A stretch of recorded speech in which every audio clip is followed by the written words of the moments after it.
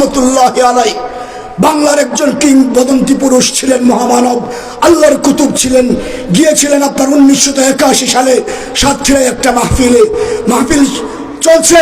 শাইখুল হাদিস আল্লামা আজিজুল হক স্টেজে, আল্লামা মুফতি ফজলুল হক আমিনী স্টেজে, বড় বড় ওলামা ইকরাম স্টেজে ছিলেন। হঠাৎ করে কোনো এক দলের কিছু নওজোয়ান যুবক হাফিজ হুজুরের স্টেজে পাথর মারা শুরু করেছিল।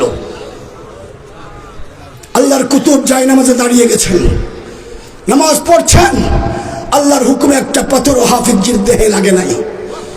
কিন্তু যে সমস্ত যুবকরা হাফিজজির দেহে আঘাত করেছিল, হাফিজজি হুজুরকে দেহে আঘাত করেছিল, ওই স্টেজে পাথর নিক্ষেপ করেছিল, হাফিজজি হুজুর মাহফিল শেষ, পরের দিন ঢাকার দিকে রওনা হইলেন।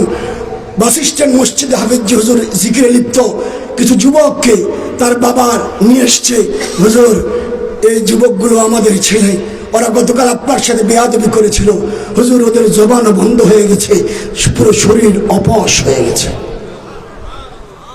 মোহাম্মদুল্লাহ হাফিজ হুজুর রহমতুল্লাহ আলাইহি আল্লাহর কাছে চোখের পানি ফেলে কেঁদে বললেন, আল্লাহ ওরা অবুঝ, এদেরকে মাফ করে দাও।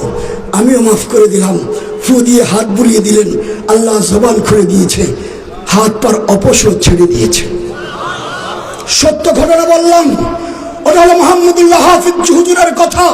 আল্লাহ মোহাম্মদ শফি জুনায়েদ বাবু নগরীর কারিশমা শোনাবো। কিন্তু কথা হলো, বেয়াদবি করো, আলেমদের সাথে করো না। আলেমদের সাথে বেয়াদবির ফল ভালো হয় না। তুই বুবা হয়ে যাবি, তুই অন্ধ হয়ে যাবি, তুই বয়রা হবি, তোর হাত পা অপস হবে, তোর অপমৃত্যু হবে, শিয়াল কুকুর তোকে কামড়িয়ে খাবে।